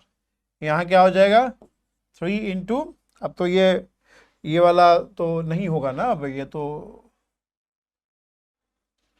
G+10 नहीं है, O2 जो है, O2 जो है इसके अंदर जो एक्सेलरेशन देख रहा है वो A दिख रहा है अपवर्ड, इसके अंदर A डाउनवर्ड दिख रहा है। तो क्या आ जाएगा, स्टूडेंट 3 इंटू G/10। ठीक, एक बार ये इक्वेशन एक बार आप लिख देते हैं, ये आपका सूडो फोर्स लगा लेते हैं, तो सूडो फोर्स लगाने के बाद अब आप O2 का जो ऑब्जर्वेशन है 1.5 kg या 3 kg के मास के लिए, उस ऑब्जर्वेशन को न्यूटन सेकेंड लॉ से आप कोरिलेट कर सकते हैं। O2 का क्या ऑब्जर्वेशन है, 1.5 kg going up with A, so what is net force in upper direction, T minus 1.5g minus 1.5g/10, that is net force in upward direction equals to 1.5a। 3 kg क्या हो रहा है, 3 kg नीचे की direction में आ रहा है, नीचे की तरफ एक्सेलरेट कर रहा है। So what is net force in downward direction for 3 kg, 3g plus 3g/10 minus t equals to 3a। ये इक्वेशन हो जाएगा जो O2 के ऑब्जर्वेशन को न्यूटन सेकेंड लॉ के थ्रू फोर्स के साथ कोरिलेट कर रहा है। अब आप खुद देख लीजिए, ये इक्वेशन देख लो और जो यहां इक्वेशन लिखे हैं वो देख लो और कंपेयर कर लो। कोई अंतर दिख रहा है तुमको? Are you able to see any difference? The equations are mathematically same and it has to be, it has to be, तभी जुगाड़ कामयाब होगा ना। मतलब अलग अलग आंसर नहीं हो सकता है ना जी, कोई भी चीज का एक्सेलरेशन दो तो नहीं हो सकता है, समझ रहे आप? तो आंसर सेम है, इक्वेशन सेम है, द इक्वेशंस आर सेम, तो the answer has to be same, right? तो आपके पास ऑप्शन है ऑब्जर्वर चूज करने का। अगर इनर्शियल ऑब्जर्वर लेते हैं, you don't need to apply pseudo force. अगर नॉन इनर्शियल ऑब्जर्वर लेते हैं, लिफ्ट के अंदर ऑब्जर्वर लेते हैं, you have to apply pseudo force. आपको सूडो फोर्स अप्लाई करना पड़ेगा। उस केस में आप नॉन इनर्शियल ऑब्जर्वर का ऑब्जर्वेशन भी फोर्स के साथ न्यूटन सेकेंड लॉ यूज करके कोरिलेट कर सकते हैं। This all your wish, whether you want to do the question as per the observation made by inertial observer और you want to do the question as per the observation made by non-inertial observer, is your discretion। ये आपका इच्छा है, आप स्वतंत्र हैं observer को choose करने के लिए। तो एक बार ऑब्जर्वर चूज कर लेंगे तो उसके अकॉर्डिंग फिर सवाल करना। अगर इनर्शियल ऑब्जर्वर लेते हैं, आप उसके ऑब्जर्वेशन को न्यूटन सेकेंड लॉ यूज करके फोर्स के साथ कोरिलेट कर सकते हैं। अगर आप नॉन इनर्शियल ऑब्जर्वर लेते हैं, then you can not correlate the observation made by non inertial observer with force using Newton second law unless you apply, you make a small modification, unless you make a small modification, and that a small modification will be in terms of pseudo force. Pseudo force is not at all needed if you want to do the question as per the inertial observer। ठीक, I hope you understand। आगे चलते हैं, देखिए क्या बोल रहा है। A block of 2 kg is suspended from the ceiling using a massless spring of spring constant K equals to 100 Newton per meter. What is the elongation of the spring? इसमें है क्या? तो इजी सवाल है।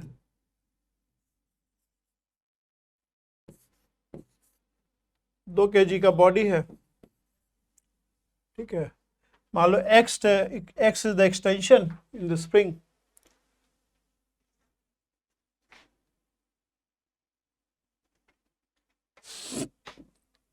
let x be the, थोड़ा सा इसमें लगे एक अजम्पशन है, चलो ठीक है बताते हैं। What is the free body diagram? किससे किससे इंटरेक्ट कर रहा है? अर्थ के साथ और स्प्रिंग के साथ, ठीक है। स्प्रिंग इलोंगेट होगा, मान लो x is the elongation in the spring, so kx is going to be the force with which the spring is going to pull the body in upward direction। अब यहाँ पे एक चीज समझो आप कि जैसे मास को हैंग किया और उसको धीरे धीरे धीरे धीरे नीचे ला रहे हैं, तब तो सब कुछ इक्विलिब्रियम में रहेगा। लेकिन इसको बिल्कुल झटके से छोड़ देंगे तो वो क्या करेगा, अपना इक्विलिब्रियम पोजीशन रीच करने के बाद भी इनर्शिया की वजह से नीचे चला जाएगा। बट वो केस आएगा तुम्हारा SHM में। तो अभी हम मान के चल रहे हैं कि ये जो हैंग किया है ना, तो झटके से नहीं छोड़ा है, धीरे धीरे धीरे धीरे लाके उसको नीचे तक इलोंगेशन जब kx हो जाए सच दैट दिस के एक्स माइनस 2g इज 0, ठीक है। तो मतलब ये केस तभी होगा जब हम लोग स्प्रिंग मतलब इसको झटके से नहीं रिलीज करें, धीरे धीरे धीरे प्यार से इसको लेते आ रहे हैं। स्प्रिंग में इलॉन्गेशन के एक्स हो गया such that k x is equal to its weight, और वहाँ पे जाके हमने प्यार से उसको छोड़ दिया, मतलब इक्विलिब्रियम में सब कुछ है। उस केस में एक्सटेंशन हम लोग, मैं अज्यूम कर रहा हूँ कि ऐसा कुछ होगा, ठीक है, क्योंकि ये अभी तो एसएचएम वाला केस आया नहीं है। तो झटके से छोड़ेंगे तो क्या होगा, ये नीचे जाएगा और उसके बाद फिर ओवरशूट कर जाएगा अपना इक्विलिब्रियम पोजीशन को, ऑसिलेट करने लगेगा, ठीक है। X will be 2g/k and g को अगर 10 मान लें तो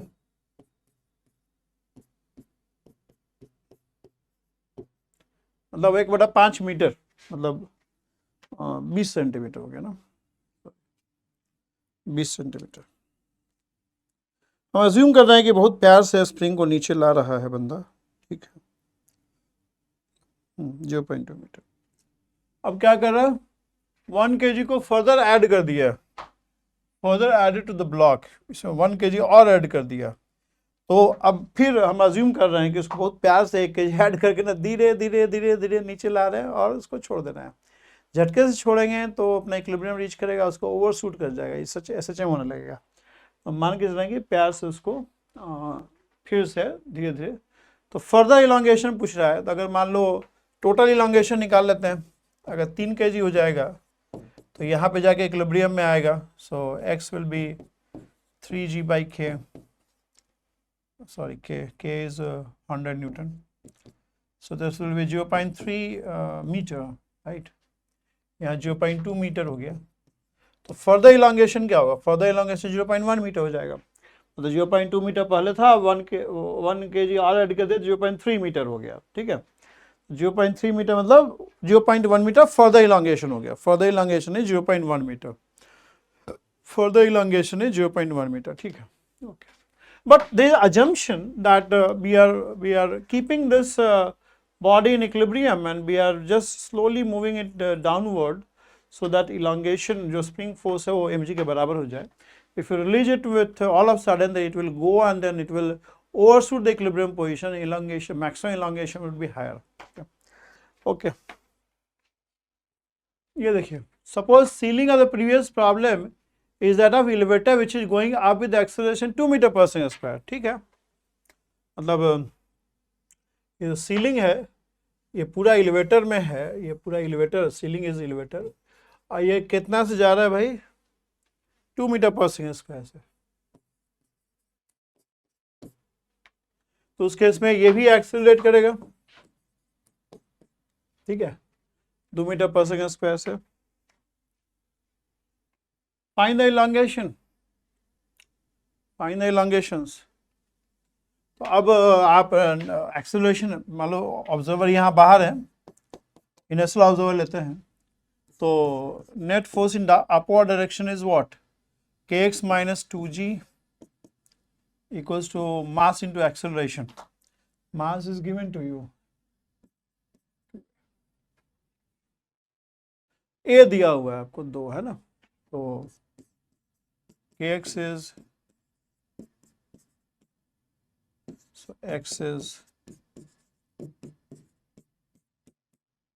a आपको 2 मीटर पर सेकंड दे रखा है, तो 10 और 2 12 हो जाएगा, और k क्या है, k 100 है ना।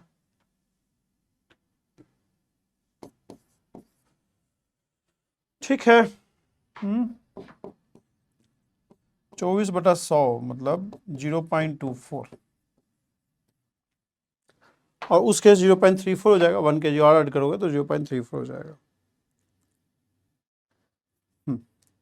0.34 नहीं, 0.36, ठीक है, ये 0.24 हो जाएगा। अब फर्दर इलॉन्गेशन जब होगा तो ये 2 के जगह पे 3 हो जाएगा, 0.34 नहीं है, 0.36 मीटर हो जाएगा। यानी ये इलॉन्गेशन शुरू में रहा, और जब 1 kg और ऐड कर देंगे तो 0.36 मीटर हो जाएगा। मतलब फर्दर इलॉन्गेशन 0.36 माइनस 0.24 0.12 हो जाएगा। That will be the further elongation. समझ में आ रहा है ना, क्लियर है। पहले भी इसी टाइप का था क्वेश्चन, तो ये हो गया हम लोग का, ठीक है। ये देखिए, आई थिंक मेरे ख्याल से 2-3 क्वेश्चन और होगा, 2 क्वेश्चन और है। Yes. थोड़ा लंबा हो रहा है वीडियो, नहीं कोई नहीं, जल्दबाजी नहीं मचाना हम लोग को, धीरे धीरे करना। The force of buoyancy exerted by atmosphere on a balloon is B in upward direction and remain constant. The force of air resistance on the balloon act opposite to the direction of velocity and proportional to it. अच्छा, जो air resistance है, the force applied by air resistance BV, where B is constant and V is the velocity. अच्छा, balloon carries a mass of m and is found to fall down near the earth's surface with constant velocity. ठीक, how much mass should be removed from the balloon so that it may rise with constant velocity v? Okay, ये balloon है, balloon का मास मान लो capital M है, ठीक, और ये जो है नीचे के डायरेक्शन में v वेलोसिटी से आ रहा है। एक्सेलरेशन कुछ भी नहीं है, देयर इज नो एक्सेलरेशन। किससे किससे इंटरैक्ट कर रहा है? अर्थ के साथ इंटरैक्ट कर रहा है, बुओयंट फोर्स अपवर्ड डायरेक्शन में लगेगा, बुओयंट फोर्स अपवर्ड डायरेक्शन में लगेगा। बुओयंट फोर्स क्या होता है? बुओयंट फोर्स इज बेसिकली, मतलब बुओयंट फोर्स इज बेसिकली, बुओयंट फोर्स आप पढ़ेंगे आगे, बुओयंट फोर्स पहले भी पढ़े हैं आप, बचपन में भी पढ़े हैं आप लोग। बुओयंट फोर्स क्या होता है? जितना वॉल्यूम डिस्प्लेस किया, ये बलून जितना एयर का वॉल्यूम डिस्प्लेस कर रहा है, ठीक है, मान लो एयर का वॉल्यूम डिस्प्लेस किया, तो एयर क्या था? नाइट्रोजन था, ठीक, नाइट्रोजन ऑक्सीजन का जो भी मिश्रण हुआ। अब बलून के अंदर एक लाइट गैस भर देते हैं हम लोग, बलून के अंदर लाइट गैस भर देते हैं, मान लो V is the volume of the balloon, ठीक है, तो if rho is the density of air it displaces into V will be the mass of air displaced by the balloon minus mass of the air which is inside balloon। मान लो ये रो हो गया air का, ठीक है, रो air लिखो, और जो बलून के अंदर गैस है वो मान लो सिग्मा जी है, ठीक है, तो इतना वेट ऑफ एयर डिस्प्लेस किया और उसके जगह पे इतना वेट ऑफ गैस से रिप्लेस कर दिया, तो इनका जो डिफरेंस है ना वो बुओयंट फोर्स होता है, ठीक है, डिफरेंस है वो बुओयंट फोर्स हो जाता है। यानी बाद में पढ़ेंगे आप लोग, अभी तो दे रखा है B is the buoyant force, B is the buoyant force.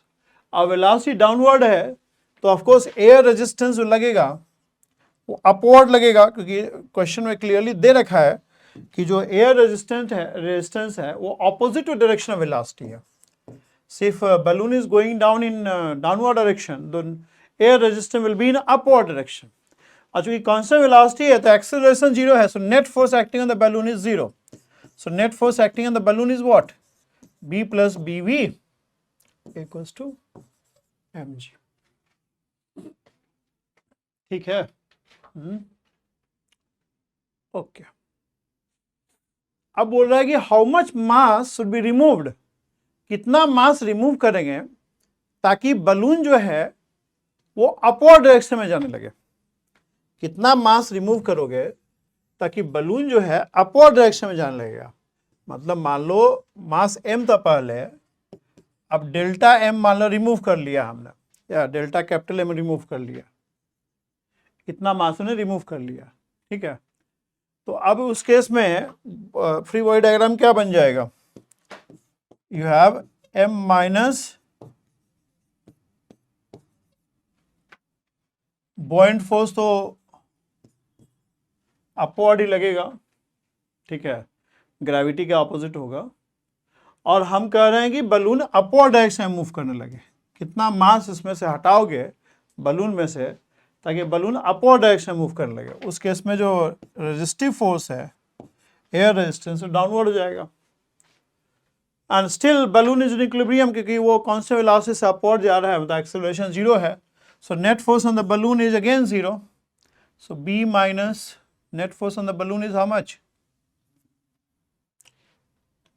मतलब इक्वल टू mg लिखो या minus mg equal to zero लिखो, एक ही बात है, हमारा जो शुरू से हम लोग आदत है वही फॉलो करें। Net force in upward direction is this, है ना, this is total force in upward direction minus total force in downward direction is net force in upward direction, that is zero. यहाँ भी net force in upward direction is zero, because balloon constant velocity से ऊपर जा रहा है।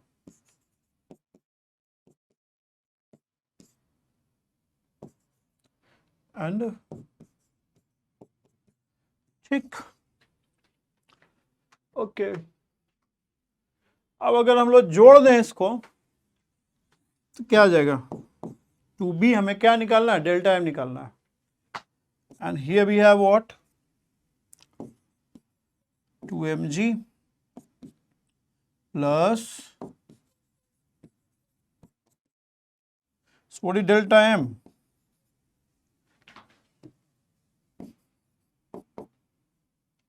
Delta m is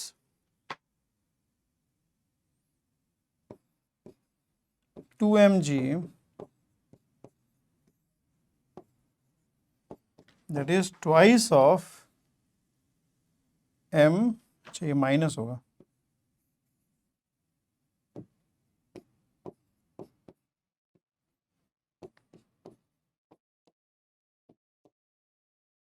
इतना मास remove करना पड़ेगा भाई, ये डेल्टा एम आ जाएगा, this much mass has to be removed, इतना मास आपको रिमूव करना पड़ेगा तब जाके इसका वेलोसिटी पलट जाएगा।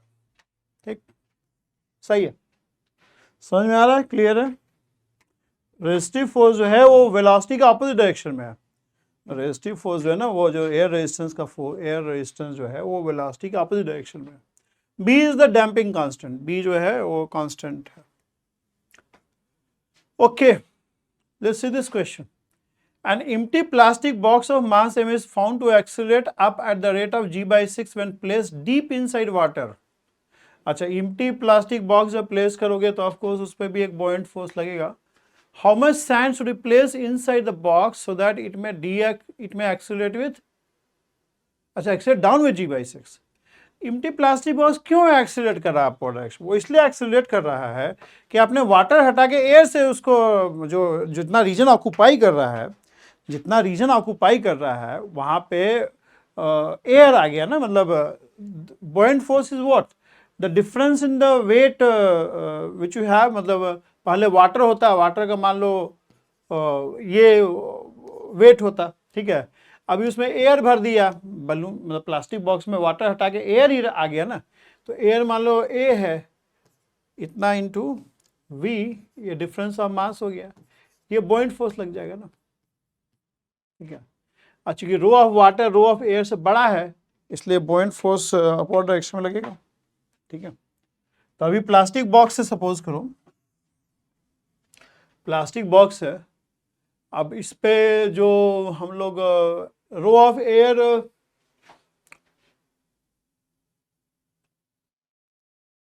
या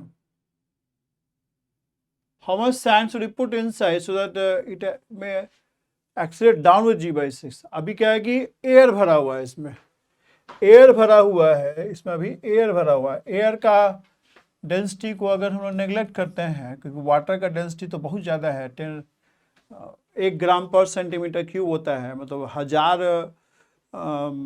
kg पर मीटर क्यूब हो जाएगा ना, 1 ग्राम पर सेंटीमीटर क्यूब, हाँ, मतलब वाटर का rho of water is very large compare to rho of air, right. So if I neglect this then in that case free body diagram draw करो इसका, एक तो इसका प्लास्टिक का बॉक्स का अपना मास होगा, ये mg हो गया, अर्थ के साथ इंटरेक्ट कर रहा है, एक buoyant फोर्स लगेगा, वो buoyant फोर्स क्या होगा, rho of water into g into volume, rho of water into volume into g, ठीक है, और ये तुम्हारा अपवर्ड डायरेक्शन में एक्सेलरेट कर रहा है g/6 से, तो net force in upward direction है rho of water volume into g minus mg, m is the mass of the mass of what, mass of plastic box, ठीक। अब क्या किया, ये प्लास्टिक बॉक्स में हमने सैंड भर दिया, प्लास्टिक बॉक्स में हमने सैंड भर दिया, ठीक। अब इसमें क्या हो जाएगा, पहले जो प्लास्टिक बॉक्स का मास था, पहले जो प्लास्टिक बॉक्स का मास था वो m था, अब मान लो mass of sand capital M है, ये हो गया वेट, मतलब जो डाउनवर्ड डायरेक्शन में अर्थ है इसको पुल करेगा। अब buoyant फोर्स कितना हो गया जी, buoyant फोर्स तो वही रह गया रो WVG, ठीक है। तो अब क्या हो रहा है, अब ये डाउनवर्ड डायरेक्शन में एक्सेलरेट कर रहा है g/6। So net force in downward direction how much, m + mg minus water का डेंसिटी vg, बॉयंट फोर्स जो भी है, इक्वल टू mg/6। ठीक, जोड़ दीजिए, जोड़ देंगे तो क्या बनेगा आपका, mg बॉयंट फोर्स कट जाएगा, इक्वल्स टू mg/6 मतलब 2mg/6, यानी mg/3,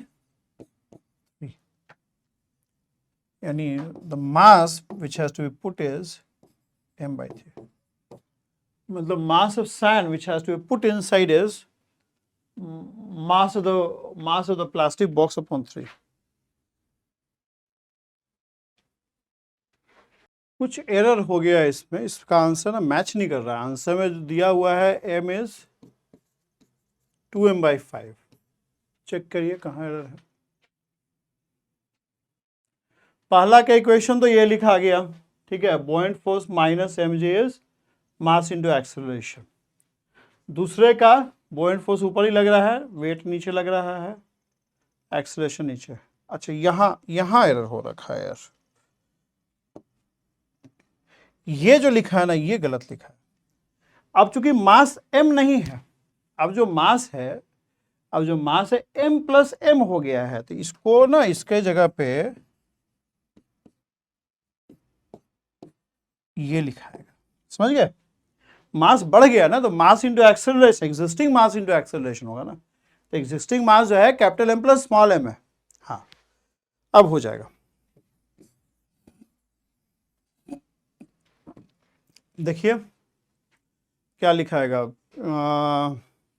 जोड़ दीजिए, इसको जोड़ेंगे तो हो जाएगा mg equals to m + 2m into g/6। तो g कट जाएगा और ये 6m इधर आ जाएगा,